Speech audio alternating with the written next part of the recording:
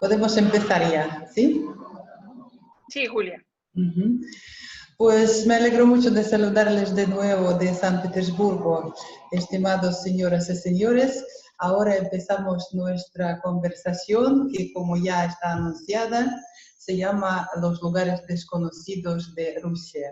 Realmente vamos a hacer un viaje virtual para conocer los territorios muy lejanos de la parte europea de nuestro país.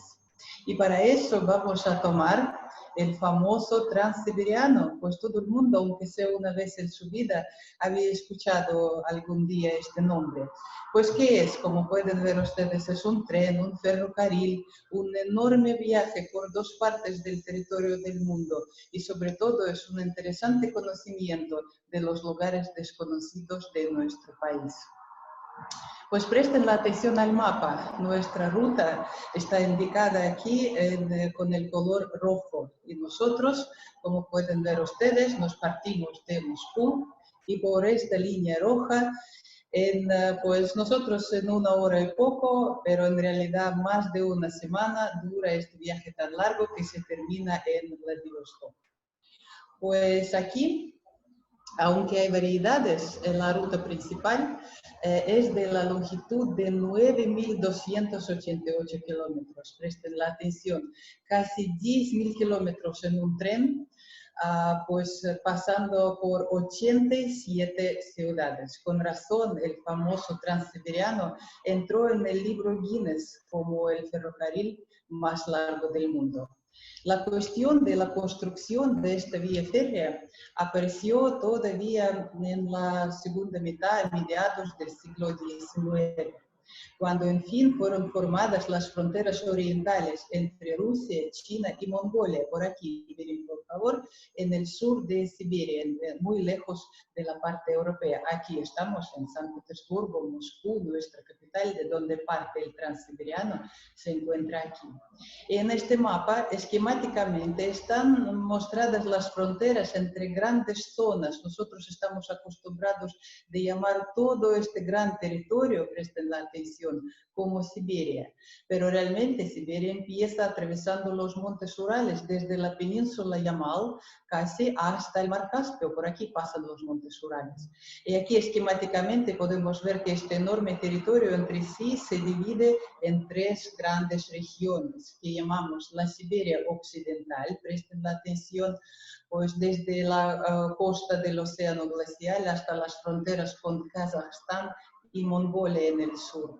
Después un gran territorio de Siberia Oriental, aquí es donde vamos a visitar el lago Baikal, hasta la frontera con Mongolia y China, y una gran parte que se extiende desde la frontera con Estados Unidos, pues a través del estrecho Bering y bajando al sur hacia Corea, Japón. Aquí tenemos esta costa del Océano Pacífico que llamamos el Oriente Extremo. Pues, y había que conectar la zona europea con estos territorios que resultaron muy ricos, pero no había carreteras, no había vías férreas. La cuestión era muy aguda y solo se dio el primer paso a la construcción nuestro emperador Alejandro III, que en 1886 impuso una resolución en uno de los reportes que recibió de uno de los general-gobernadores de Irkutsk, de la ciudad cerca del lago Baikal. La resolución decía lo siguiente: ¿cuántos reportes yo había recibido de los general-gobernadores de Siberia?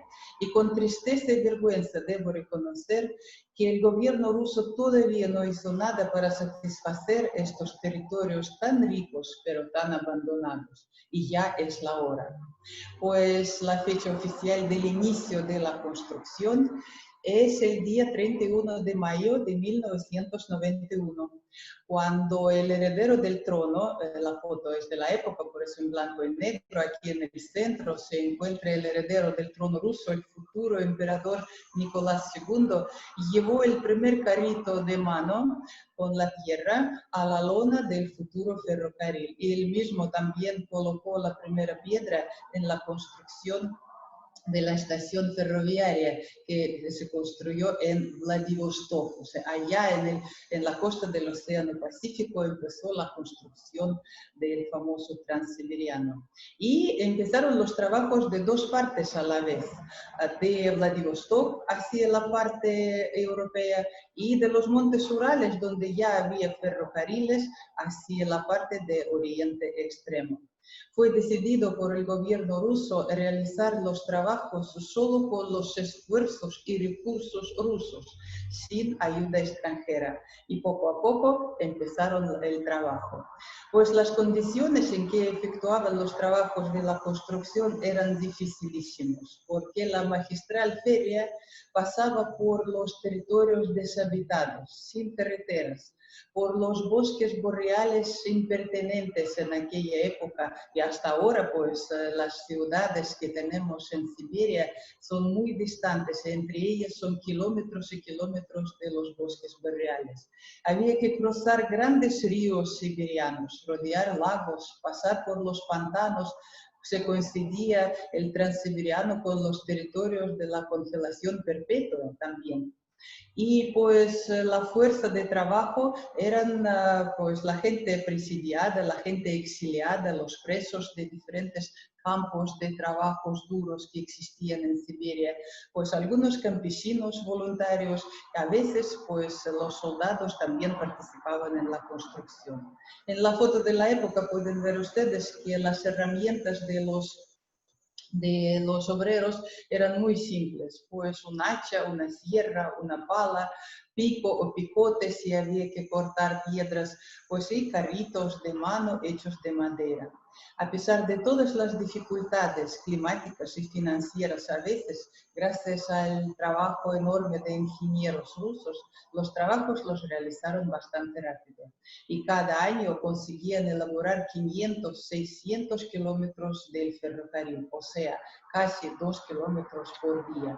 Y finalmente, en octubre de 1916, pues se hizo este camino y con el puente sobre el río Amur, cerca de la ciudad de Khabarovsk, se terminó la parte rusa del ferrocarril. Después empezaron a bajar más a Mongolia, más a China, pero la parte rusa la terminaron en 1916. Así que hasta ahora usamos este ferrocarril ya muy modernizado, por supuesto, para trasladarnos por el enorme territorio de Rusia y para conocer y disfrutar las ciudades y paisajes de nuestro país. Pues partimos a nuestro viaje, vamos a tomar el famoso Transiberiano de la ciudad de Moscú. Solo esta ciudad, nuestra gran capital, puede detener el interés de cualquier turista a lo largo de muchos días. Pues la ciudad hoy en día tiene un número increíble de los lugares de interés, numerosos monumentos históricos y culturales, museos de nivel mundial. La vista más representativa representa pues, el aspecto actual del Kremlin, con sus construcciones que son de diferentes épocas.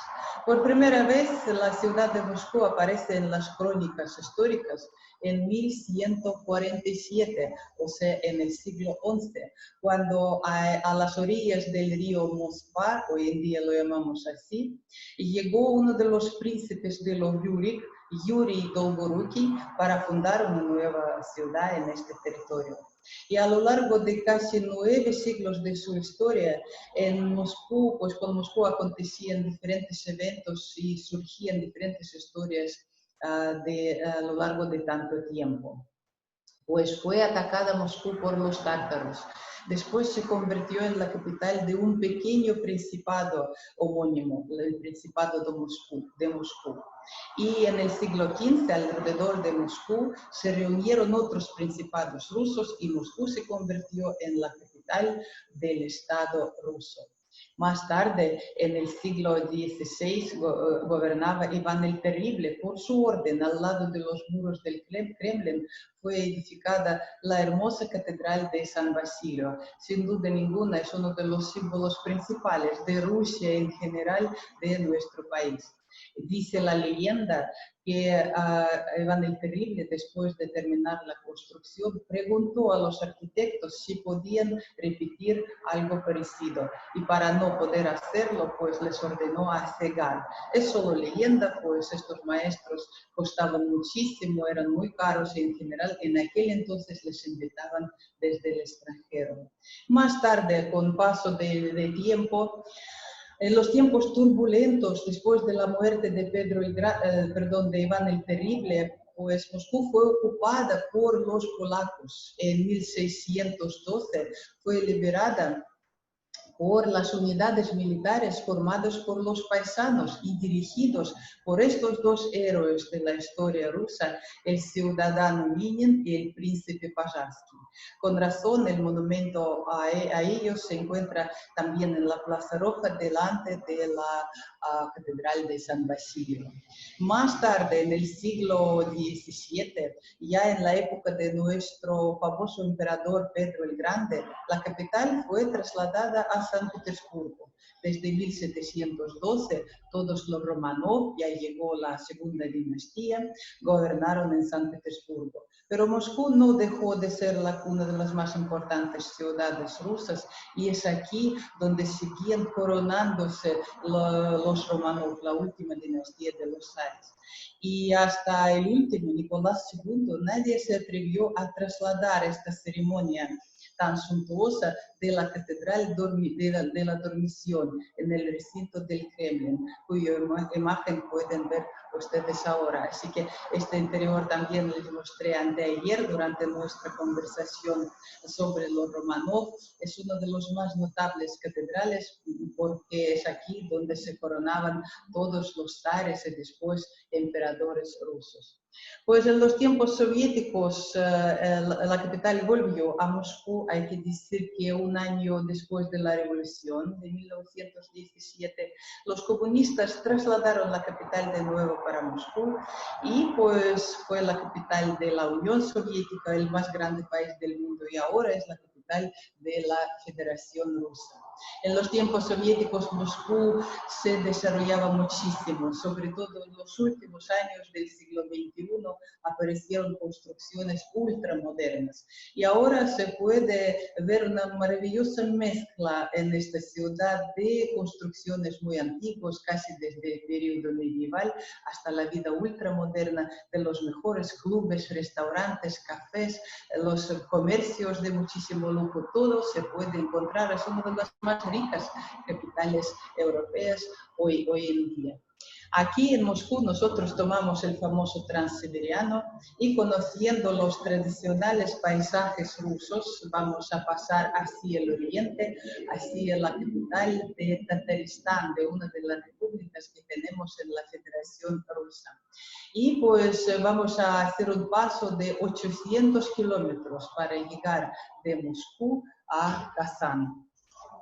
La vista más maravillosa de Kazán está a lo largo del río Kazanka. Esta ciudad hace poco cumplió 1000 años de su historia, así que celebró su milenio. Y tradicionalmente se encontraba en el cruce de los caminos comerciales entre Europa y Asia. Esta posición pues, fue muy rentable desde el punto de vista comercial.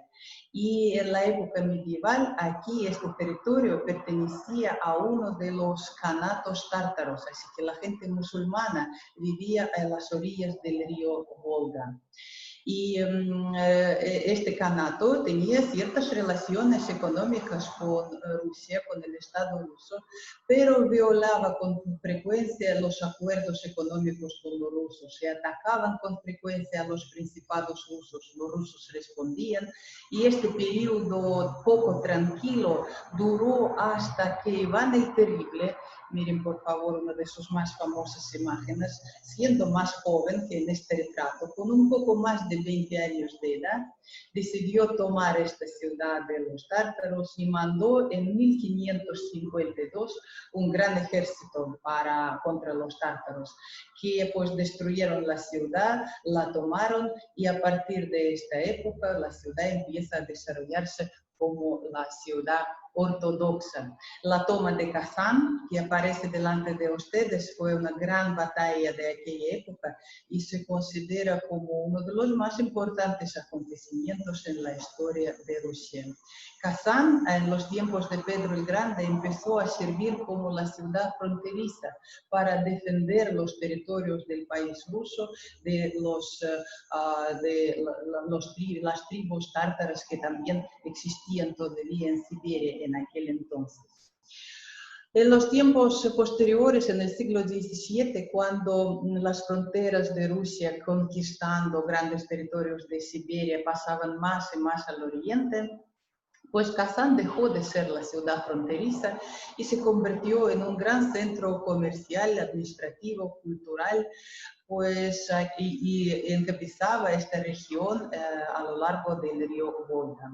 Hoy en día sabemos que es la capital de la República de Tataristán y la población de Kazán hoy en día es un poco más de 1 millón de habitantes, pero según la cantidad de sus monumentos, su riquísima historia, se considera la ciudad de Kazán como la tercera capital de nuestro país. Así que cuando me preguntan, además de San Petersburgo y Moscú, qué ciudad interesante se puede visitar, el tercer lugar, sin duda ninguna, lo ocupa la ciudad de Kazán. Y lo primero que se visita en Kazán es su hermoso Kremlin. Es un gran territorio, pues limitado con los muros blancos del Kremlin de Kazán, con la superficie de 1.500 hectáreas. El Kremlin de Kazán entra en la lista de la UNESCO como el Patrimonio de la Humanidad. Con razón, aquí se puede conocer monumentos desde el siglo XII hasta el siglo XX. Una auténtica joya del Kremlin de Kazán es la Catedral de la Asunción, edificada todavía en los tiempos de Iván el Terrible, y hasta la Revolución era la catedral principal del Obispado del Kazán. Todo el mundo ortodoxo la visita sin falta. Y independientemente a qué religión pertenecemos, es muy interesante visitar la mezquita, pues realmente es la tarjeta de visita de la ciudad de Kazán, la famosa mezquita Qul Sharif. Según la fecha que aparece sobre la foto, pueden ver ustedes que es muy moderna. La edificaron solo en 2005, porque la mezquita auténtica, legendaria mezquita de los tártaros, fue demolida todavía en la toma de Kazán por las tropas de Iván el Terrible. Pero la recuperaron, hoy en día la construyeron según el proyecto de aquella legendaria mezquita que existía en Kazán en aquel entonces. Hoy en día no es solamente un templo musulmano, sino también un gran conjunto cultural de la cultura de los tártaros.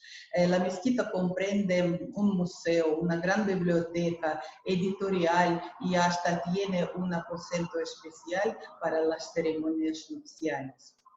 En Kazán, como pueden ver ustedes, después de conocer dos principales iglesias de la religión musulmana y ortodoxa, conviven pacíficamente dos religiones y se entrelazan las tradiciones rusas y tártaras muy estrechamente. Es una ciudad increíblemente interesante para visitar. Uno de los símbolos principales de Kazán, que también se encuentra en el Kremlin, es la famosa Torre de Syumbeke. La leyenda, una vieja leyenda dice que Iván el Terrible, que era un muy adorador de las mujeres, pues se enteró de que en Kazán vivía una bella zarina tártara, Syumbeke, y mandó sus mensajeros a Kazán para obligarla a que se casara con él. En caso de no obedecer, pues amenazó con una guerra. La Syumbeke, pues para no pasar a las manos de ese hombre, subió a la altura de esta torre y se suicidó echándose abajo. Así dice la leyenda. Bonita, pero no muy cierta, porque sabemos que Syumbeke pues igualmente existió, vivía esta zarina tártara. Provino de la horda de Nogai. De joven se casó con un khan de Kazán, Y aunque era su quinta mujer, consiguió dar a luz y después de la muerte del Khan, gobernó un cierto periodo en el Kanato de Kazán. Con la amenaza de Iván el Terrible, que también es un hecho histórico, los ciudadanos la mandaron con su hijo a Moscú con un tesoro de la ciudad para evitar la guerra, pero de todas formas fueron atacados por Iván el Terrible y la ciudad fue tomada por los rusos. Lo que se refiere a la hipotética historia de amor entre Iván el Terrible y Suyumbeque, hace falta mencionar que realmente era un gran mujeriego. Y después de tomar la ciudad de Kazán, tuvo 8 esposas, igual que un sultán, pero no simultáneamente, sino sucesivamente. Y pues durante el noviazgo, de que se trata en la leyenda, pues él tenía un poquito más de 20 años y Suyumbeque ya casi 40. Así que es una verdadera leyenda de que le encanta tanto a los ciudadanos. La historia de este amor de la zarina tártara es solo una leyenda y Iván el Terrible. Y su trágica caída pues también es una historia legendaria. La ciudad de Kazán también es muy famosa por, aquí, miren, por favor, me gustaría mostrarles también la imagen de esta zarina. La imagen que fue creada hace tiempo, con razón, se consideraba con su maravilloso traje una de las más bonitas mujeres de su época. También en la ciudad de Kazán, milagrosamente apareció una de las imágenes más veneradas hoy en día de la religión ortodoxa, la Nuestra Señora de Kazán. Según la historia de su aparición, la Virgen pues apareció en un sueño de una niña de 8 años de edad y en el sueño indicó el lugar donde había que encontrar su imagen. Los padres de la niña llegaron a estas ruinas carbonizadas porque aquel año 1579 la ciudad sufrió un gran incendio y en las ruinas carbonizadas de una casa pues realmente encontraron sobre una tabla de madera la imagen de la Virgen envuelta en una tela de color guinda, ni siquiera tocada por el fuego, así que se conservó impecablemente.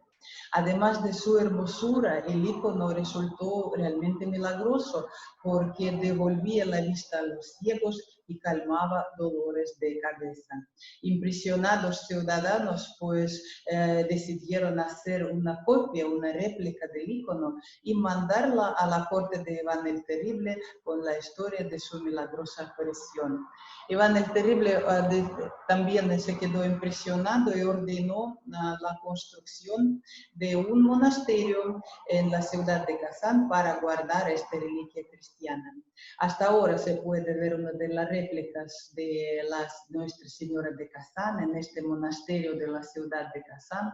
Seguro que hay algún icono en Moscú y nosotros aquí en San Petersburgo también tenemos una réplica todavía del siglo XVI que pertenecía posteriormente a los Romanov y siempre se consideraba la santa patrona de los Romanov, la Virgen de Kazán. Con razón Pedro el Grande trajo este icono a la nueva ciudad fundada en el norte de Rusia, donde después fue edificada la hermosa catedral de Nuestra Señora de Kazán, aquí en nuestra ciudad. Pues la maravillosa vista desde la altura del vuelo de un pájaro se puede ver así el Kremlin. Miren, por favor, y al lado del Kremlin, un poco a la izquierda de los muros blancos del Kremlin, se puede ver una enorme, hermosa plaza que recibió el nombre de Milenio. Es aquí donde pues, organizan todas las fiestas principales de la ciudad. Aquí organizan los desfiles militares, hay más a la izquierda grandes centros comerciales, la cúpula redonda blanca pertenece al circo. Del Kremlin de Kazán nosotros podemos dar un paseo a pie por una de las más importantes calles peatonales de la ciudad, la calle Bauman. Es el lugar preferido del descanso de los paseos y de los ciudadanos y sobre todo de los turistas. A ambos lados de la calle se encuentran diferentes teatros, cines, numerosos restaurantes, cafeterías, tiendas y comercios de artesanía. Dejamos la parte antigua de la ciudad, sabemos que Kazán hoy en día es una de las más modernas ciudades rusas. Y por el puente de Milenio, miren por favor qué importante era 1000 años de la historia de Kazán, que hicieron un puente con la letra M. Pasamos a otro lado del río Kazanka y nos encontramos en uno de los barrios modernos de la ciudad que también tiene lugares de interés. Y presten la atención a esta construcción tan rara, hecha en forma de un caldero, que es el centro de familia Kazán. Hace falta mencionar que existen entre los ciudadanos como 20 versiones de la procedencia del nombre de su ciudad. Y una de las más reales se considera que gracias al perfil geográfico en la desembocadura del río Kazanka en el río Volga, pues como si fuera un pequeño pozo no muy profundo, o sea, un caldero, y en el turco antiguo, caldero significa Kazán. Y en esta forma fue realizado el centro de familia. Es el palacio del matrimonio principal de la ciudad, aquí se casan todos los ciudadanos, y la forma tan interesante pues nos recuerda la base de la ciudad, los muros blancos de Kremlin, y la misma copa pues simboliza el espíritu de la ciudad, sus tradiciones familiares y la tolerancia y la hospitalidad también de los ciudadanos de Kazán. Pues sí, saliendo de la ciudad, las afueras de Kazán también son interesantes. Hay algunos monasterios que merecen la pena de visitar y sobre todo me gustaría mostrarles esta construcción tan pintoresca y tan atractiva que se llama el Templo de Todas las Religiones. Fue un proyecto privado de una de las figuras públicas de la ciudad de Kazán, era un arquitecto y pintor, señor Ildar Khanov, que todavía en 1992 con sus propios recursos en la parcela de tierra que le pertenecía, empezó la construcción de este conjunto. Debajo de un solo techo, conectados entre sí, se puede visitar aquí todas las confesiones y religiones que existen en nuestro planeta. Se puede ver una iglesia ortodoxa y la mezquita musulmana y pues una sinagoga judía o pagoda budista, todo. Pero el culto no se celebra aquí. El conjunto sirve simplemente para conocer las religiones, historia, culturas, tradiciones de otros pueblos que viven en nuestro planeta. Así que después de quedarnos un par de días para conocer bien la ciudad de Kazán, tomamos de nuevo nuestro tren y seguimos más hacia el oriente. Nuestro destino ahora es a los montes de Ural. Los montes de Urales, que los llamamos así, son unos de los más antiguos montes en nuestro planeta. Sabemos que pasan verticalmente, si miramos el mapa de Rusia, desde la península Yamal-Casia hasta el mar Caspio. Y siendo tan antiguos, no resulta que tienen picos muy altos. Los picos más altos no superan la altura de 1800 metros sobre el nivel del mar. Los montes Urales, desde que para acá llegó el hombre, pues se consideraban un lugar uno de los más ricos y sobre todo en nuestro territorio, cuando los rusos encontraron aquí hierro, cuando había muchos minerales y piedras semipreciosas, y más tarde, en el siglo XVIII, aquí fue encontrado oro. Uno de los más famosos minerales que tiene fama por todo el mundo es la malaquita de los Montes Urales. Y la foto que le represento es el jarrón, un jarrón que se encuentra en una de las salas de nuestro Museo Hermitage. Hace falta mencionar que malaquita como mineral por sí mismo es una piedra muy frágil, o sea, no existen rocas para tallar algo grande y macizo. Hace falta extraer pequeños pedacitos de malaquita de otras rocas, de otros minerales. Pero para aprovechar la belleza de la piedra, las tonalidades de verde son maravillosas. Los maestros rusos a mediados del siglo XIX inventaron una técnica de mosaico que se llamó el mosaico ruso. Usando una sola especie de mineral, se pega uno al lado de otro pequeños pedacitos de malaquita o, por ejemplo, lapislázuli puede ser también, de tal modo que después de bruñir y pulir la superficie, de lejos la obra, en nuestro caso es un maravilloso jarrón, se ve monolítico y macizo. En realidad es un gran jarrón de hierro por dentro, que está revestido por fuera, pues con esta maravillosa técnica del mosaico ruso. Los souvenirs de malaquita se suele comprar también mucho en Ekaterimburgo, aunque se considera que ya sacamos toda la malaquita y ya no hay mucha malaquita en los yacimientos en los montes Urales. En un pequeño video me gustaría mostrarles las vistas de la ciudad. Un momentito, por favor.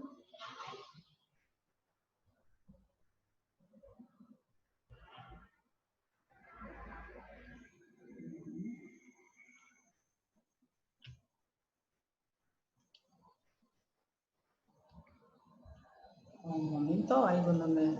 Ahora sí, miren por favor, qué moderna hoy en día es la ciudad de Ekaterimburgo.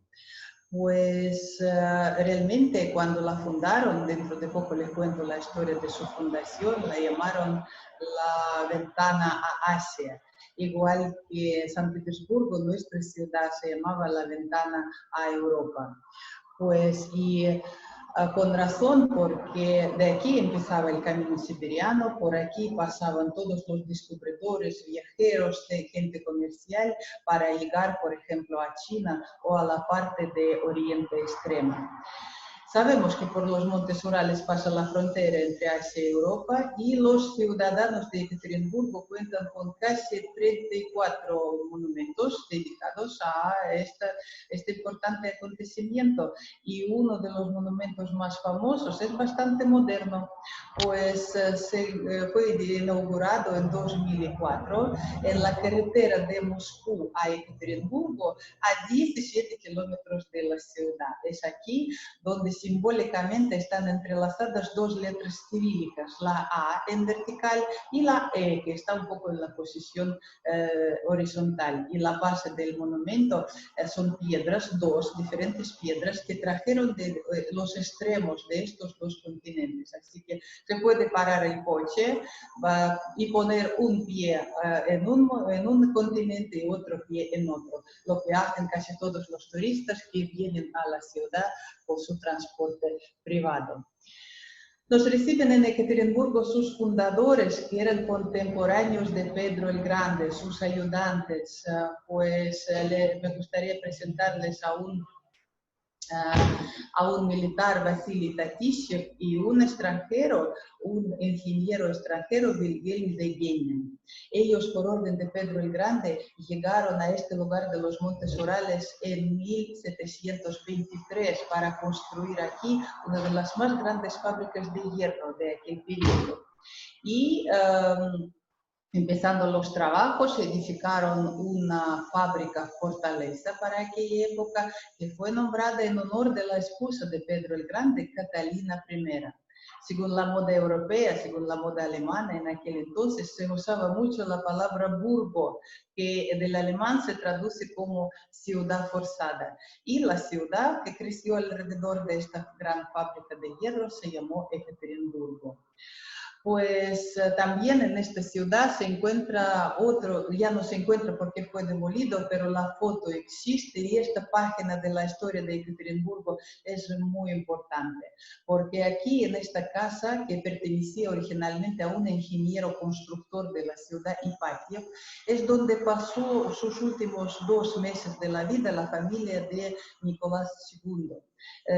Y aquí, en esta misma casa, en julio de 1918, los fusilaron.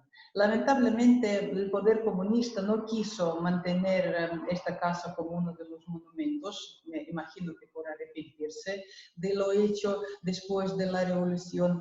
Y en los años 70 la construcción fue demolida, pero en los tiempos modernos apareció una bonita iglesia que así mismo se llamó la Iglesia sobre la Sangre, en el mismo lugar donde existía la casa donde fueron fusilados los últimos romanos. Hoy en día, la ciudad de Ekaterimburgo sigue siendo, desde su fundación de la fábrica de Pedro el Grande, uno de los más grandes centros industriales de nuestro país. Aquí, en los años 30, sobre todo del siglo XX, fueron construidas numerosas plantas gigantes de ingeniería mecánica, de maquinaria pesada y de energética. Y una gran empresa, la famosa empresa Uralmash, funciona todavía en la ciudad. Pues en la Segunda Guerra Mundial la ciudad hizo mucho también para la victoria de la Unión Soviética sobre Alemania nazi. De aquí, de Ekaterimburgo, mandaban al frente la maquinaria blindada, elaboraban aquí los tanques, formaban los ejércitos de los soldados que iban voluntarios al frente, mandaban pues la munición y la comida. Y al revés de las ciudades que corrían el peligro de estar ocupadas, pues evacuaban las instituciones científicas, otras fábricas más hacia Siberia. Y me gustaría mostrarles el edificio muy moderno que, como pueden ver, se llama Hermitage Ural, porque exactamente en Ekaterimburgo es donde fue guardada casi enteramente la colección de nuestro gran museo Hermitage. Cuando apareció el peligro de que era posible tomar nuestra ciudad en los primeros meses de la Segunda Guerra Mundial, la colección del Hermitage casi enteramente evacuaron a Sverdlovsk, porque en la época soviética y San Petersburgo llevó otro nombre, la ciudad de Leningrado, seguro que habían escuchado este nombre. Y pues Ekaterimburgo no podía mantener también el nombre imperial de la época de los zares y recibió el apellido de uno de los compañeros de Lenin, el señor Sverdlov. Así que hasta los tiempos de la perestroika la ciudad se llamaba Sverdlovsk. Pues hoy en día igual es Ekaterimburgo, la capital importantísima de esta región de los Montes Urales, la capital industrial y cultural, como lo podemos ver. Seguimos por nuestra ruta del Transiberiano y cruzando los Montes Urales, nosotros hacemos otro paso de unos cuantos kilómetros más para llegar a la ciudad de Tobolsk. Tobolsk es una de las más antiguas ciudades rusas en Siberia, ya estamos en Siberia occidental. Cruzando los Montes Urales se puede ver el maravilloso Kremlin de Tobolsk, que fue creado en la desembocadura del río Tobol, en el río Irtish, y todavía en los tiempos muy antiguos, a finales del siglo XVI. Aquí, antes de fundar la ciudad, tuvo lugar una famosa batalla del ejército de los casacos rusos que conquistaban Siberia en el siglo XVI todavía, y su jefe Ermak tuvieron una gran batalla con las tribus tártaras, la gente indígena que vivía aquí en aquel entonces. La conquista de Siberia empezó todavía en el siglo XVI y duró a lo largo de todo el siglo XVII. La dificultad era pues la resistencia de la gente indígena, que como pueden ver ni siquiera tenían armas de fuego en aquel entonces, pues, y sobre todo las distancias y las condiciones climáticas, porque en general se trasladaban por los ríos los conquistadores, porque pasar por los bosques boreales impenetrables era más que difícil. Y pues el oriente extremo, donde vamos a terminar nuestro viaje a lo largo de los ríos Amur y Usuri, en la ciudad de Vladivostok, fue incorporado al territorio de Rusia solo en la segunda mitad del siglo XIX, así que este proceso fue bastante largo. La ciudad de Tobolsk Inmediatamente después de fundarse, entró en la lista de las ciudades rusas en 1590, pues se convirtió en el lugar de exilio y expulsión. O sea, sabemos que cuando alguien se comporta mal, ¿a dónde lo mandan? Lo mandan a Siberia, pues para pasar este frío y para sufrir físicamente su exilio. Y resulta que Tobolsk ya fue una de las primeras ciudades de exilio de la gente castigada por los zares, por el gobierno de diferentes épocas. Y me gustaría contarles una historia bastante interesante cuando no solamente la gente, sino fue castigada una campana que está delante de ustedes. Esta campana anunció en 1591 la muerte del zarevich Demetrio, que era el último hijo de Iván el Terrible. Pues después de recibir esta terrible noticia, la gente preocupada y agitada, sin hacer ningún juicio rápido, mató a los que sospechaban asesinos. Y después de averiguar de que posiblemente era un accidente, el niño cayó encima de un cuchillo, puede ser, o sea, las crónicas históricas hasta ahora discuten la causa de la muerte de Dimitrio. Boris Godunov, que gobernaba en aquel entonces en Rusia, pues castigó cruelmente a los que hicieron el linchamiento.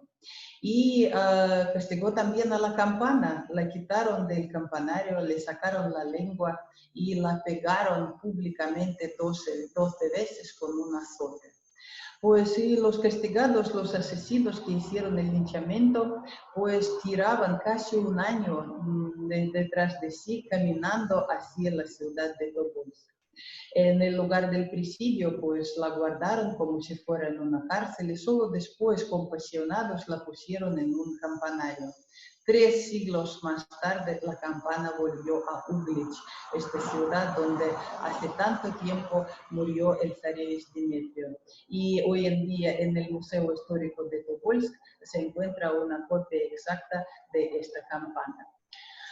Otro museo de la ciudad es bastante moderno, pero muy interesante, que está también para atraer más turismo, porque es aquí en Tobolsk donde pasó casi un año la familia de Nicolás II. Después de la revolución burguesa de febrero de 1917, Nicolás se vio obligado a abdicar del trono. En agosto su familia fue deportada de la capital y los trajeron a esta casa de general gobernador de la ciudad de Tobolsk. Aquí ellos pasaron todo el invierno de 17-18 hasta abril, cuando fue decidido a trasladarlos a la ciudad de Ekaterimburgo. Este invierno siberiano la familia pasó llevando una vida muy simple y austera. Se conservó un bastante rico archivo histórico, archivo fotográfico, se conservaron algunos diarios, cartas que escribían de allá los últimos Romanov. Así que pueden ver ustedes que con su hijo Alexis Nicolás está cortando la leña, hacía pequeños paseos en el patio de esta casa. Y pues en abril de 18 los llevaron a Ekaterimburgo, donde dentro de 2 meses los fusilaron. El Kremlin también tiene un Kremlin, la ciudad de Tobolsk. Es una auténtica joya porque es el único Kremlin de piedra en toda la Siberia, en todo el gran territorio siberiano. Y la catedral debajo de la cúpula dorada y 4 cúpulas azules es también una joya porque es la más antigua construcción de piedra en Siberia. La catedral de la Dormición de Santa Sofía todavía es de finales del siglo XVII. Todas las construcciones del Kremlin son monumentos históricos ahora de nivel federal. Y aunque la ciudad es muy pequeña, tiene solamente 100.000 habitantes y vive de una fábrica muy grande petrolera y química, pues se convierte últimamente en una de las más turísticas ciudades de nuestro país. También gracias a este señor que nació en la provincia de Tobolsk, en un pueblo que se llama Pokrovskoye, todavía en 1869. Pues la historia de Rasputín es una de las más enigmáticas páginas en la historia de nuestro país. Siendo un simple campesino, es una gran equivocación pensar que era un monje, aunque sabía de memoria perfectamente escrituras sagradas y era una persona más que creyente. Desde joven ya se notaban talentos y fuerzas extraordinarias que poseía este señor. Sabía curar enfermedades, sabía prever el futuro, pues se casó viviendo en Pueblo Pokrovskoye, tuvo 3 hijos, aquí se conservó una foto con sus hijos, pero con 28 años de edad dejó a la familia y empezó a recorrer las tierras sagradas. Es un hecho de su biografía que hizo 2 peregrinajes a Jerusalén. Lógico que en un momento cierto llegó a la capital donde los rumores sobre sus potencias, sus fuerzas se distribuyeron muy rápido por toda la sociedad y llegaron a la familia del emperador, pues Alejandra estaba loca por la salud de su hijo hemofílico y resultó que fue presentado a la familia imperial Rasputín y era la única persona de aquella época que pues realmente ayudaba a parar las hemorragias internas y aliviar los increíbles dolores que sufría el pobre niño. Vivió Rasputín en este pueblo, se visita hoy en día. En el segundo plano se puede ver la casa que se conservó de Rasputín, de 2 pisos. Pues, este pueblo se visita mucho para conocer un poco más de este señor, aunque hay pocos documentos, hay pocos papeles históricos que pueden contar la verdad sobre su vida y sobre su carácter. Se considera que el transporte que llevaba la familia imperial de Tobolsk a Ekaterimburgo pasó por el pueblo de Rasputín. Y aquí, pues, la emperatriz lloraba pasando por este pueblo de Rasputín, ya estaba muerto, la familia lo sabía, pero lo que no sabían que faltaba poco tiempo para su propia muerte. Dicen que, pues se dice que rezaba, murmuraba algo emperatriz y se persignaba llorando, pasando por este pueblo. Nosotros dejamos esta pequeña ciudad siberiana, que es una de las más antiguas, y dentro de otro paso bien considerable de 1.300 kilómetros ya llegamos a la capital de Siberia Occidental, la enorme, muy moderna ciudad de Novosibirsk. Del ruso su nombre se traduce como la ciudad siberiana nueva, Novosibirsk. Y a pesar de ser tan importante hoy en día, según la población es la tercera ciudad de nuestro país. Aquí viven más de 1.600.000 habitantes. Es una de las más jóvenes ciudades siberianas. Fue fundada cuando aquí, a las orillas del río Ob, uno de los más grandes ríos siberianos, llegaron los constructores del Transiberiano en 1893. Por eso en la orilla del río Ob hoy en día se puede encontrar el monumento a Alejandro III y un arco de hierro fundido del puente que formaba parte del Transiberiano. Hoy en día el puente existe, por supuesto, también, y la gente que toma este tren, pues seguro que cruza el río Ob, es mucho más moderno hoy en día, y la ciudad de Novosibirsk es una de las, aquí se puede ver la vista un poquito más de distancia, es una de las más desarrolladas. Desde el punto de vista industrial, aquí funcionan más de 200 fábricas y plantas. Los principales sectores económicos de esta ciudad es la energética, metalúrgica, con la elaboración de metales, instalaciones de gas y de agua. En la ciudad funciona una de las más grandes centrales hidráulicas que produce millones de kilovatios de electricidad. Y también se desarrollaba como un gran capital siberiana desde el punto de vista cultural. Todavía en los tiempos estalinianos, después de casi inmediatamente después de vencer a los alemanes en Novosibirsk, aparece uno de los más grandes teatros de ópera y ballet de nuestro país, que representa este suntuoso estilo que hasta ahora llamamos el estilo imperio estaliniano. También en los tiempos soviéticos apareció la más grande filial de la Academia de Ciencias. Hoy en día Novosibirsk mundialmente es una ciudad conocida como una de las más científicas de nuestro país. Y no solamente el edificio principal de la Academia de Ciencias fue edificado aquí, sino un gran territorio de así llamado Akademgorodok, que quiere decir la ciudad académica, donde funcionan decenas de instituciones científicas y de investigación. Tiene un instituto de física nuclear y diferentes universidades. También las tenemos en la ciudad de Novosibirsk.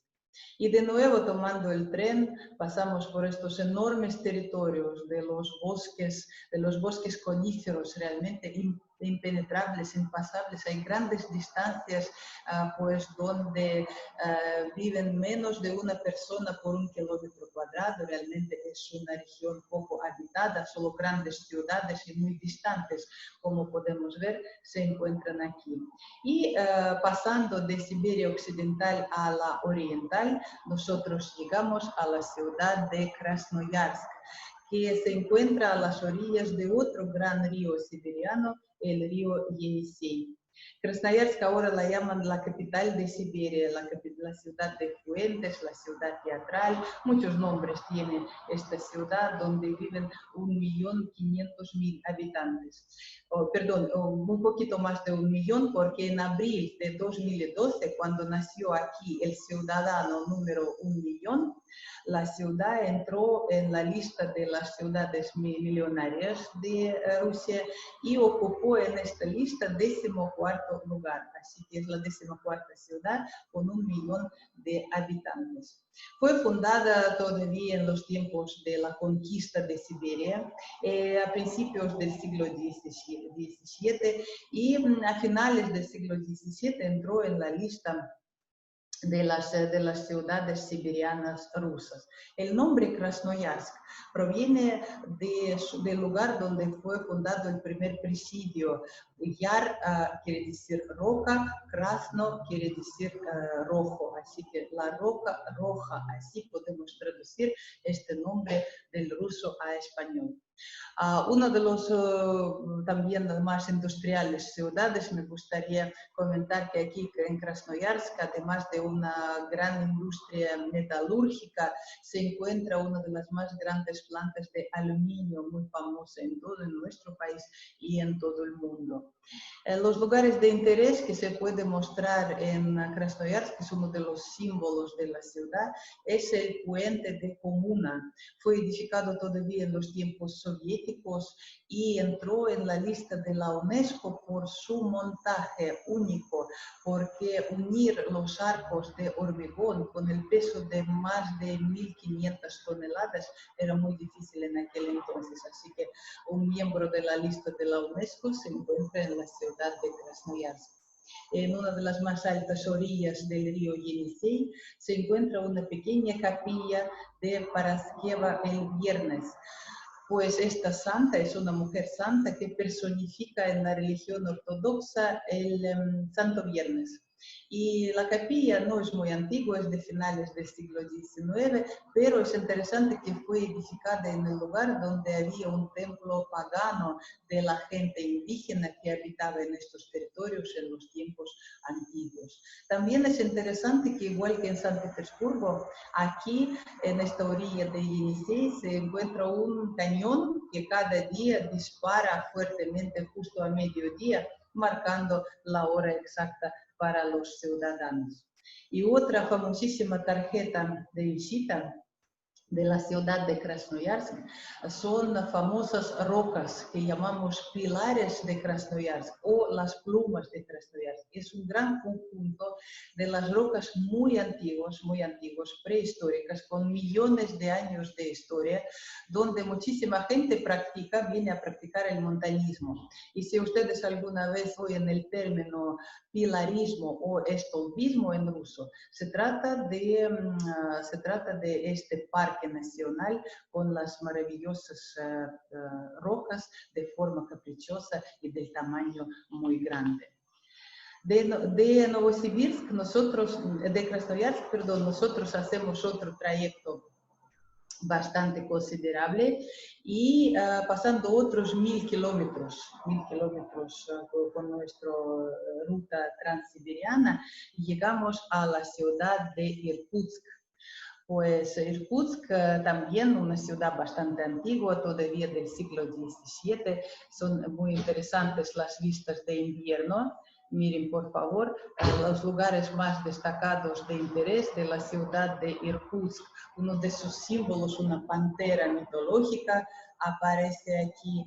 Las construcciones antiguas, se conservaron algunas casas de madera del siglo XIX y las iglesias y catedrales son de piedra. Pues el monumento con que se termina el video representa al fundador de la ciudad de Irkutsk, uno de los casacos, este aspecto tenían casacos en aquel entonces, que llegó y fundó aquí la primera fortaleza, todavía en 1661. Y como está muy cerca de China, la ciudad empezó a desarrollarse como un gran centro comercial.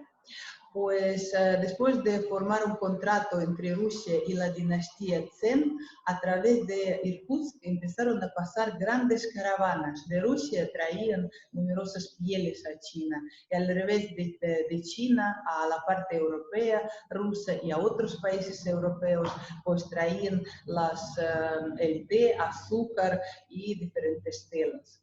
En el siglo XVIII, pues la ciudad se enriqueció muchísimo con diferentes fábricas. Empezaron a construir aquí las fábricas que elaboraban hierro, vidrio, tejidos. Las familias ricas de los mercaderes en el siglo XIX empezaron a construir aquí con su dinero iglesias, hospitales, escuelas y teatros. Pues igual que otras ciudades siberianas, Irkutsk se convirtió bastante rápido, sobre todo en el siglo XIX, del lugar del exilio de la gente condenada y castigada por el gobierno. Uno de los monumentos que se consideran uno de los principales lugares de interés en Irkutsk es la famosa Puerta de Moscú, que fue edificada todavía en 1811, pero fue hecha de madera para celebrar el 10º aniversario de nuestro emperador Alejandro I en el trono ruso. Dentro de poco, después de la victoria sobre Napoleón, este arco de triunfo pues también fue considerado como otro monumento, el único monumento en Siberia dedicado a la victoria sobre Napoleón. La construcción de madera no duró mucho tiempo y no llegó hasta nuestros días, y para mantener el aspecto histórico de la ciudad, en nuestros tiempos, en el año 2011, el arco fue recuperado.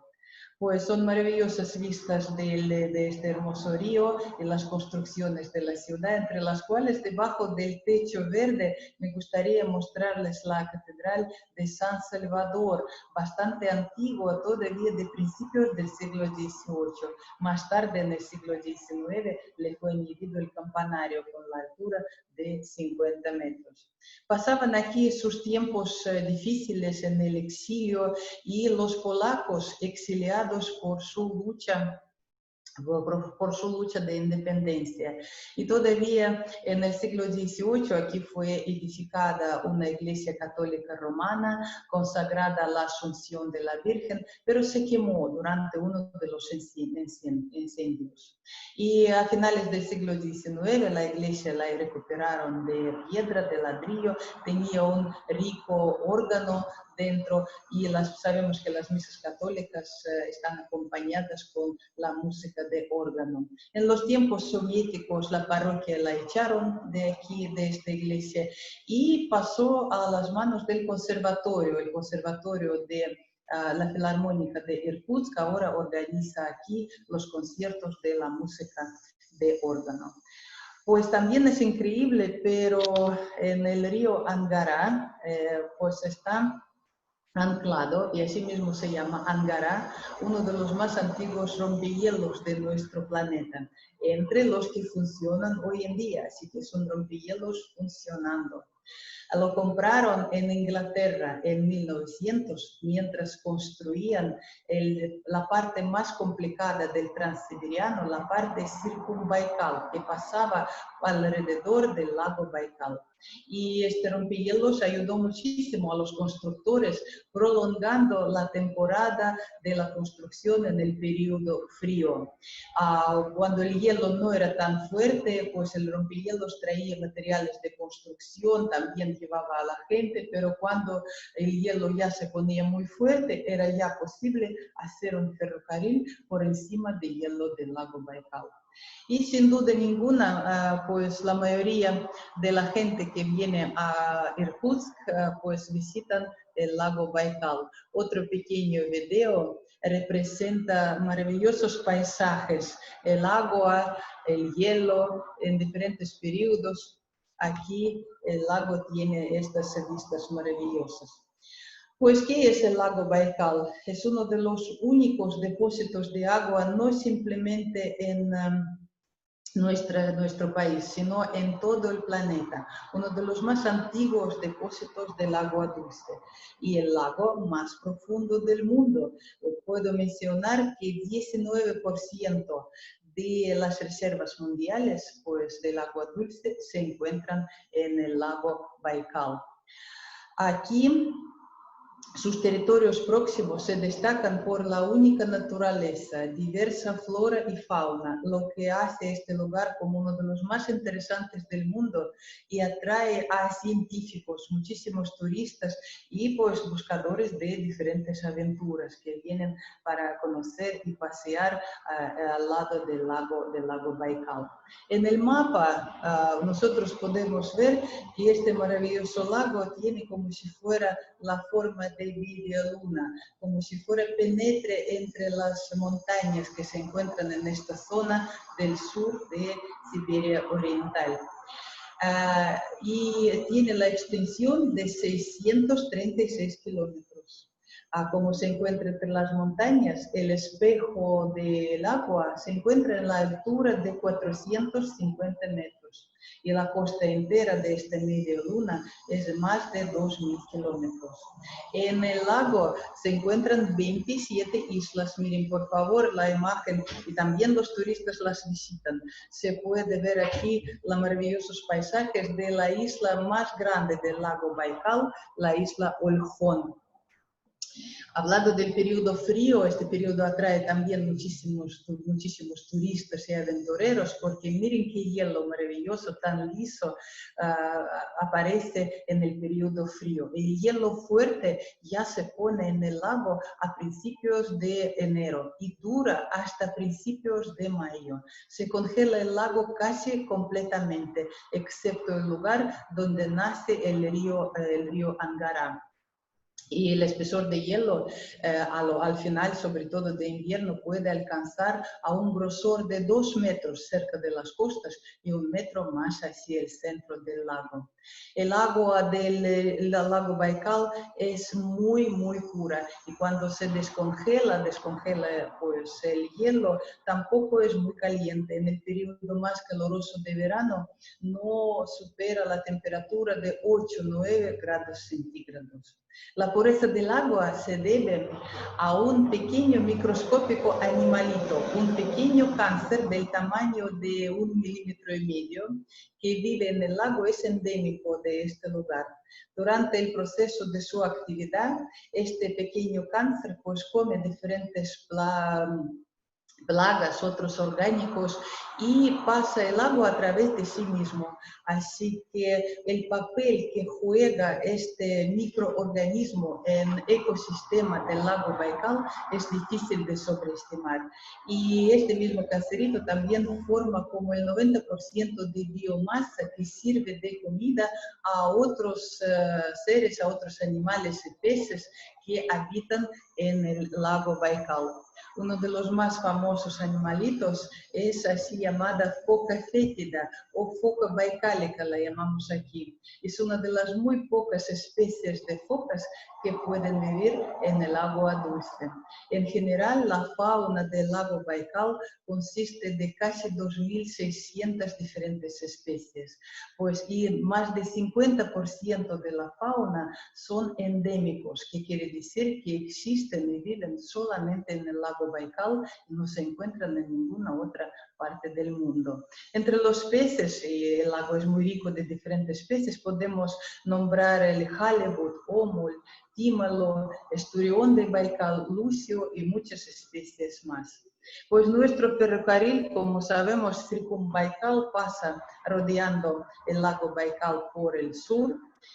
Y esta parte con razón fue la más difícil para los constructores porque necesitaban hacer diferentes túneles. El lago, por sus paisajes, por su naturaleza alrededor, por su diversa fauna también en 1996, entró en la lista de la UNESCO como el Patrimonio Nacional. Y muchos también lugares históricos se puede conocer en el lago Baikal. Nosotros seguimos nuestro camino y no muy lejos de Irkutsk, simplemente a 450 kilómetros rodeando el lago Baikal, llegamos a la capital de la República Buriatia, pues que se encuentra por otro lado del lago. Y pues aquí vive gente buriata, la gente de la procedencia mongoloide, y con razón esta ciudad se considera como la capital de la religión budista. Desde las tribus antiguas nómades que existían aquí, era gente que practicaba diferentes ramas de budismo. La ciudad se llama Ulan-Ude en buriata, que significa Uda Roja. Uda es el nombre del río que se desemboca en Selenga, el afluente principal del lago Baikal. Pues, y aquí también se puede conocer diferentes templos budistas. Vienen muchos peregrinos de la religión budista.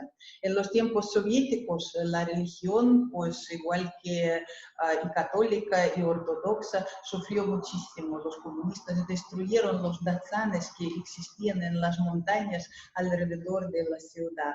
Hoy en día están recuperados los templos budistas y pues si a alguien le interesa se puede visitarlos.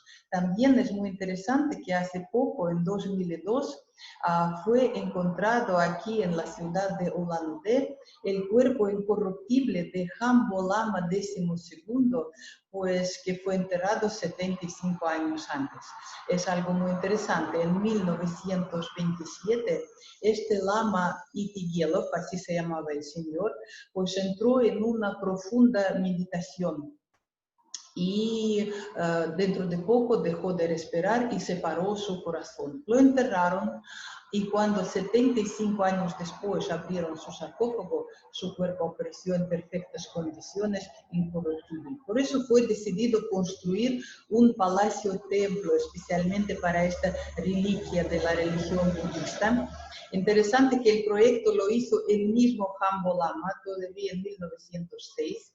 Y en 2008 esta atractiva construcción religiosa budista fue pues inaugurada y muchísimos peregrinos y pues la gente budista viene para acá para conocer esta reliquia de su religión.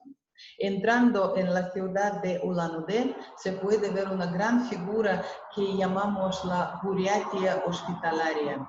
Una mujer buriata sostiene en sus manos una bufanda con la imagen de una divinidad budista y simboliza la alegría de encuentro y la hospitalidad de la gente local. También merece la pena de probar, experimentar la comida de los buriatos, pues es bastante parecida, según los expertos, a la de mongol, pero gracias a la naturaleza, pues la zona próxima de Baikal, la región buriata se considera mucho más variable. Se come diferentes especies de carnes, cereales, verduras, pues muchísimo pescado, frutas del bosque y diferentes especies locales. Entre los platos típicos de Buriatia se puede nombrar el pescado ómul frito en una hoguera, una especie de paella que prestaron de Asia Central y pues también estos grandes ravioles que están en el primer término de la foto, que se hace de una masa, están rellenos con diferentes especies de carne y se preparan a vapor. También hay una gran variedad de los productos lácteos en la cocina burята. La zona donde estamos ahora, pues realmente fue muy difícil para la gente prisionera. Y me gustaría tocar, digamos, un tema muy doloroso para el pueblo ruso, para la gente de la Unión Soviética, que eran campos de concentración, casi los podemos llamar. En el periodo soviético, en los tiempos estalinianos, en los territorios muy lejanos de las capitales de nuestro país, sobre todo en los lugares pésimos desde el punto de vista climáticos, por orden de Stalin fueron organizados los campos de concentración, de trabajo forzado, que formaron, eran numerosos, y formaron así llamado archipiélago Gulag, descrito en un famoso libro de Alejandro Solzhenitsyn, está traducido al español también. El autor de este libro pues estuvo y sobrevivió los dificilísimos trabajos en uno de los campos de concentración. Gulag es la abreviatura de un departamento principal de campos de trabajos de corrección en la Unión Soviética. Y todo este sistema de corregir, o sea, los trabajos de corrección, fue inventado por nuestro líder de nuestro país, Iosif Stalin, que gobernó en la Unión Soviética casi 30 años, desde 1924 hasta su muerte en 1953. Y a lo largo del periodo de su gobierno, pues realmente nuestro país perdió casi 60 millones de habitantes. El número oficial de las víctimas de la Segunda Guerra Mundial es de 27 millones de personas. Y más de 30, imagínense por favor, más que en la propia Segunda Guerra Mundial, casi 30 millones perecieron, o sea, fueron fusilados o se murieron en estos campos de concentración del famoso Gulag. Así que hoy en día, en el periodo demócrata, nosotros parece que no tenemos ningún monumento a este señor en las calles y plazas de nuestras ciudades. Seguimos por los bosques boreales, los bosques coníferos de Siberia, y nuestro destino hoy en día es la ciudad de Khabarovsk, que se encuentra ya en el río Amur. Ya estamos en la parte del occidente extremo. Por primera vez, pues la gente apareció aquí, me refiero a los rusos, porque la gente local seguro que vivía aquí hace muchísimos años. Pues un ruso, el señor Khabarov, de allá el nombre de la ciudad, por primera vez pasó con sus barcos a lo largo del río Amur, todavía en el siglo XVII.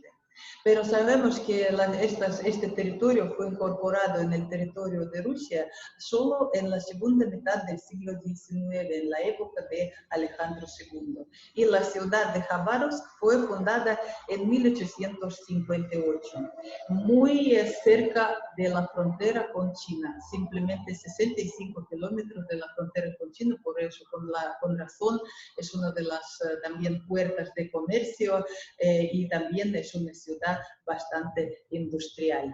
De Khabarovsk hacemos, digamos, el trayecto muy grande también de 800 kilómetros y llegamos poco a poco a Vladivostok, el puerto principal de nuestro país en el Océano Pacífico. Aquí es donde vamos a terminar la parte rusa del Transiberiano, pero algunos de los pasajeros de nuestro tren pueden pasar después a China y terminar en Beijing, en la capital de China. Vladivostok, como la ciudad, como el puerto marítimo y como sobre todo la base militar en el Océano Pacífico, fue fundado todavía 2 años después de Khabarovsk, en 1880, perdón, 60, y empezó a desarrollarse como una ciudad marítima. Hasta ahora es la capital principal de esta zona. En la fundación, sobre todo con el ferrocarril que apareció en los años 90 del siglo XIX, empezó a florecer más esta zona. Gracias a su posición geográfica, realmente puede ser llamado como no ventana, sino puerta a Asia, porque a través de Vladivostok pues pasan todos los comercios de varios países como Japón, Corea, China. Es una ciudad muy importante también desde el punto de vista estratégico. La estación ferrocarril de Vladivostok fue inaugurada en 1893 y sabemos que 2 años antes, con la primera piedra que colocó Nicolás II, empezó la construcción del Transiberiano y dio un gran impulso al desarrollo de estas tierras tan lejanas, porque antes para llegar a Vladivostok había que rodear otros continentes y llegar con barcos. Era un camino demasiado largo. Pues siendo una base militar, y hasta ahora es uno de los más importantes digamos, bases de la flota militar rusa, la ciudad fue abierta para los turistas solo en el año 1991 y realmente se encuentra en una península en el mar del Japón con 2 golfos al lado con numerosas islas. Otras vistas de la ciudad se puede conocer aquí. Pues a las islas fueron creados los puentes y después de recibir el título del Puerto Franco en 2015, Vladivostok se convirtió en el Puerto Franco, lo que significa que realizar el comercio aquí se puede sin impuestos. La ciudad pues realmente floreció y se hizo como una de las más interesantes ciudades para invertir, para diferentes empresas invertir aquí su dinero. Por lo menos en la lista Forbes, la ciudad de Vladivostok ocupa el 30º lugar entre las mejores ciudades para los negocios y hoy en día se desarrolla muchísimo. Es aquí donde construyeron uno de los más grandes puentes suspensos en cables en el mundo, muy moderno puente que se llama Ruski, que quiere decir ruso, porque conecta la parte de la península con una de las más grandes islas de la ciudad, la isla rusa. Uno de los símbolos de la ciudad hoy en día es este gran puente. También merece la pena mostrar uno de los submarinos que hoy en día es un monumento histórico, submarino diésel eléctrico de la Segunda Guerra Mundial. Su marca es C-56, que fue un verdadero horror de la flota alemana y japonesa en la Segunda Guerra Mundial. Hundió varios barcos enemigos este submarino.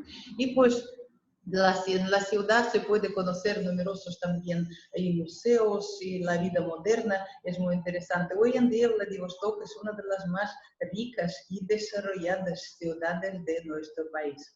Aquí en Vladivostok, miren por favor donde se termina la línea roja bajando de Khabarovsk, es donde terminamos nuestro conocimiento de los lugares tan lejanos y poco conocidos de nuestro país. Me gustaría comentar que gracias a este ferrocarril pues empezaron a desarrollarse mucho más rápido estas regiones tan lejanas y muy ricas, como dijo todavía Alejandro III. Y hablando del proyecto de la construcción, este ferrocarril resultó como uno de los más grandes del mundo como proyectos ferroviarios estatales. Pues en la Segunda Guerra Mundial el Transiberiano jugó un gran papel para nuestra victoria, porque sabemos que por este camino férreo evacuaban fábricas enteras, grandes instituciones científicas, obras de arte, como hemos hablado, y al revés, al frente de Siberia mandaban comida, munición, maquinaria militar y muchísimos proyectiles, así que este camino nos ayudó mucho. Y ahora la magistral es una de las principales vías de nuestro país. A través del Transiberiano de Europa a Siberia en un año pasan millones de trenes de carga y de pasajeros. Con el desarrollo muy fuerte de la conexión aérea, ahora es mucho más fácil volar. De todas formas, el Transiberiano sigue siendo la arteria principal de Siberia y uno de los más interesantes caminos turísticos. Así que les invitamos a todos, de tomar este increíble viaje, pues y ver los paisajes y conocer las ciudades industriales y culturales a lo largo de este camino. Con eso quería terminar. Espero que haya sido interesante nuestra charla de hoy y si puedo, estoy lista a responder a sus preguntas, por favor.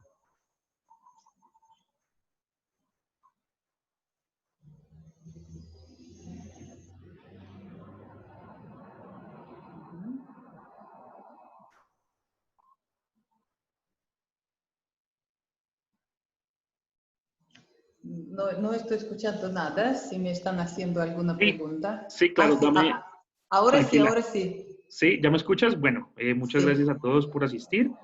Les agradecemos mucho. Ya le doy voz a Sandra. Sandra. Sí, hola, hola. Hola.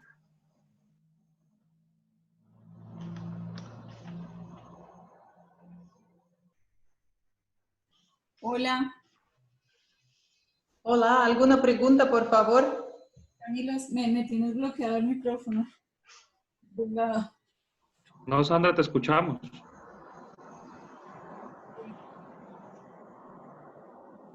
Ya les leo las preguntas, por favor.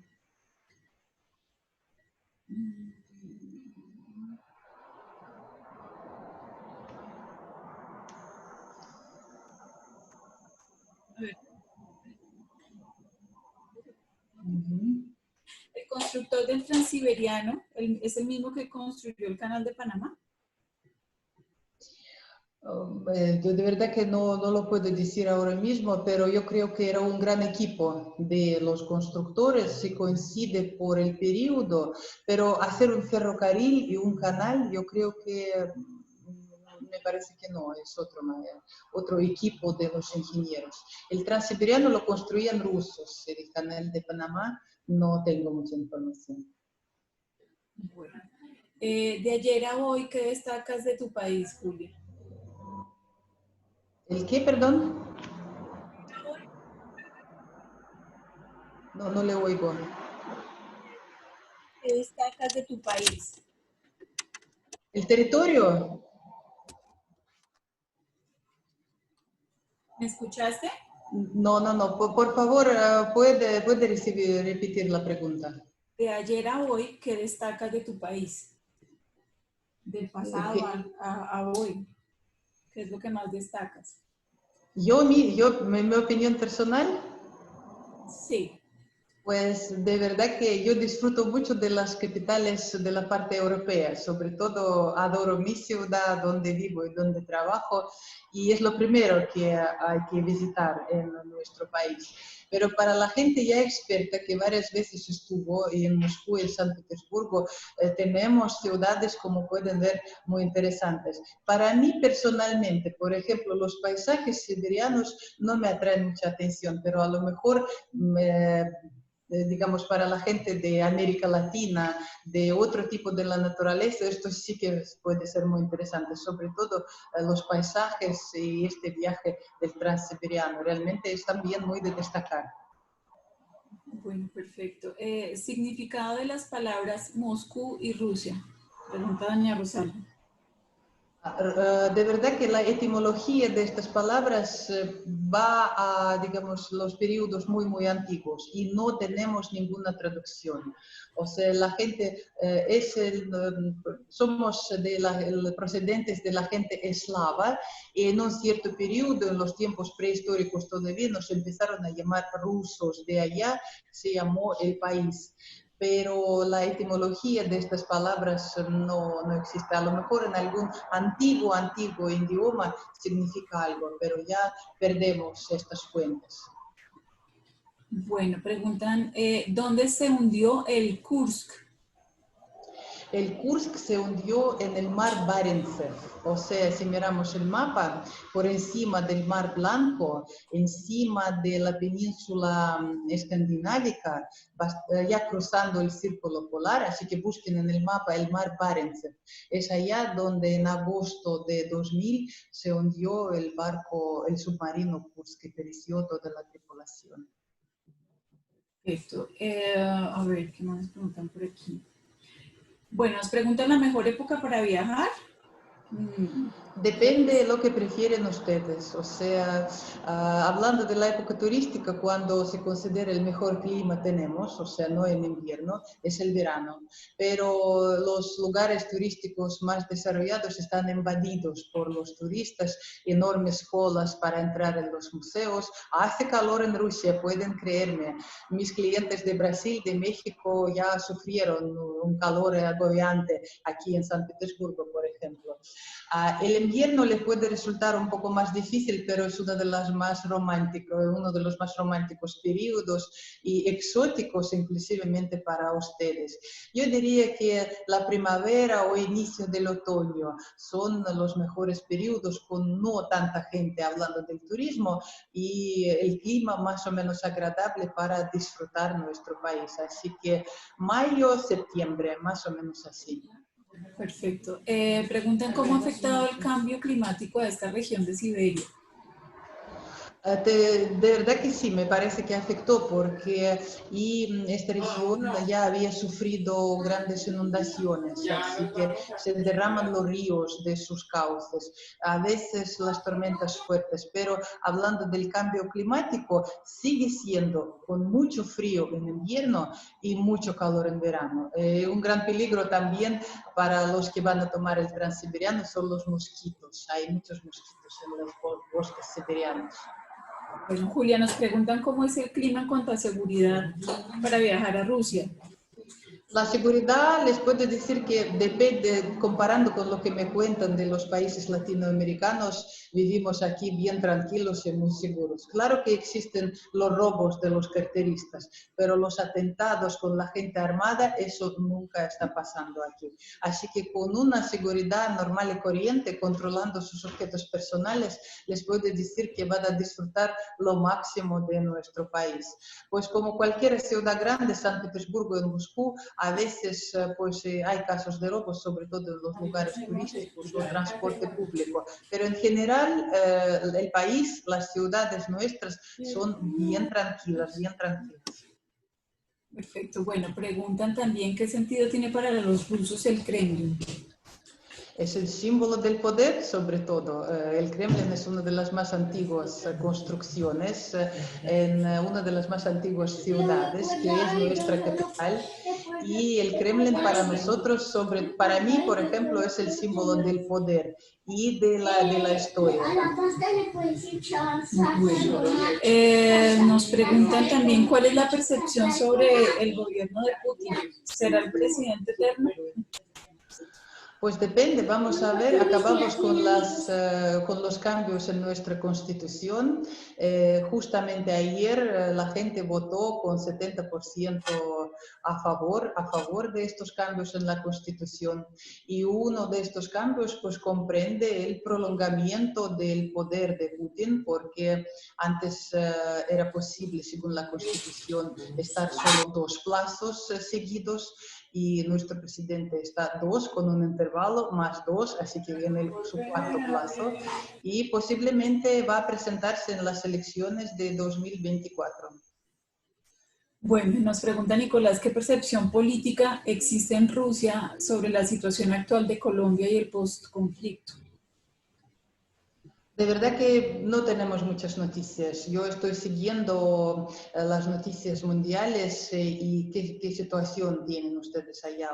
¿Una crisis política? Sí, hemos tenido conflicto armado y una serie de cosas. La verdad es que hasta que no pase algo totalmente horroroso, como por ejemplo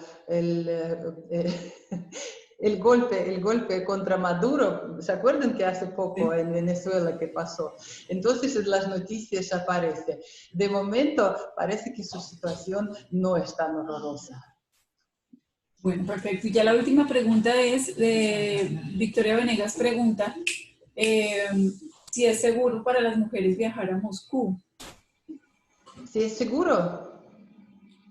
Sí, si es seguro. Sí, es bastante seguro. De verdad que muchísima gente con un poco de miedo que vienen se sorprenden del desarrollo de la vida moderna que llevamos aquí y se puede salir por la noche en el centro de la ciudad y bastante seguro. Pueden venir sin miedo a visitarnos. Perfecto. La última pregunta, ¿cómo va Rusia con la pandemia? Estamos mejorando, sí, fue algo no tan terrible si comparamos con la situación de Italia, por ejemplo, de Estados Unidos o en Brasil. Ahora las cifras son horrorosas. Parece que nuestro gobierno pudo controlar el proceso, fue pues pronunciado un régimen bastante restricto, sobre todo en Moscú, donde hubo el máximo número de los enfermos.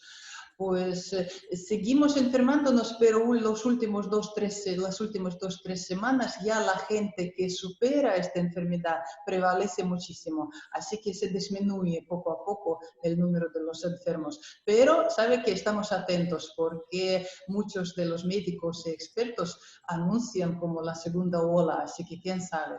Pero de momento vamos ya abriendo comercios, restaurantes. El día 15 nos prometieron abrir en San Petersburgo, prometieron abrir los cines en nuestra ciudad. En Moscú está todo abierto ya, ahora, sí. Perfecto. Bueno, el señor Nicolás Bayona. Bueno, ok. Nos hace la pregunta de qué percepción política tiene Rusia en cuanto a Colombia, pero bueno, ya nos la respondiste.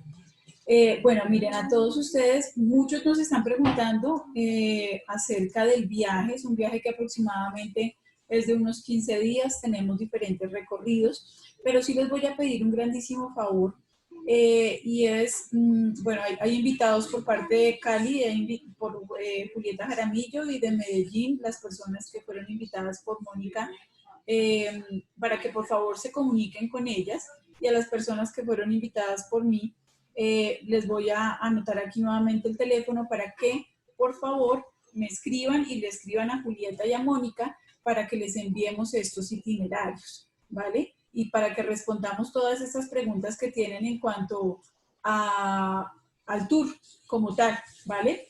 Nos preguntaban, Guillermo, que si ya abrieron las fronteras aéreas. Pues sabemos que aquí está de salida en Colombia, dicen que a partir del 1 de septiembre hay varios países en Europa que ya están abriendo sus fronteras, permitiéndole la entrada a algunos países, ¿no? Entonces, voy a escribirles aquí, por favor, mi teléfono para los que ya me van a preguntar a mí, y por favor a las personas invitadas por Cali y Medellín, para que por favor les escriban y les pregunten para que les envíen el itinerario y respondan a todo esto acerca del viaje, ¿vale? Julia, mil gracias por esta conferencia tan maravillosa. A ustedes, muchas gracias por su atención y por sus reacciones en el chat también. Muchísimas gracias a ustedes. Bueno, nos preguntan algo súper importante, y es que en el caso de viajar, si serías nuestro guía. Entonces... Me gustaría. Ya les conozco, así que sí que me gustaría ser su guía. Por supuesto, claro, ya estoy echándoles de menos, así que vengan por favor y vamos a pasar de maravilla aquí en San Petersburgo. Perfecto. Bueno, entonces también voy a escribirles aquí algo muy importante para que no se me escape. Ya tienen mi teléfono, pero les voy a escribir también a las personas de Fonvalle el teléfono de Julieta. Perfecto, a las personas de Cali, para que por favor se comuniquen con ella, y Julieta también les enviará el itinerario y responderá todas las preguntas acerca de cuánto dura, de todo esto, de cuáles son los promedios de tarifas. A ustedes mil gracias, de verdad, una asistencia maravillosa, más de 200 personas súper conectados con esta conferencia de Julia. Y Julia, muchísimas gracias por todo lo que nos entregaste en estas 2 charlas. Súper invitados para nuestros cursos. Les estamos enviando también información de estos 2 cursos que tenemos a partir del 14 de julio, las riquezas de Israel y el renacimiento italiano.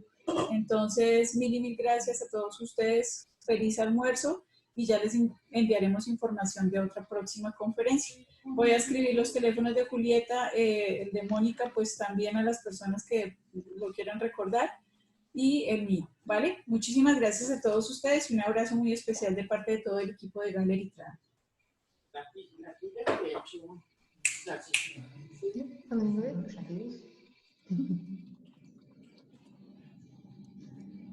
Она там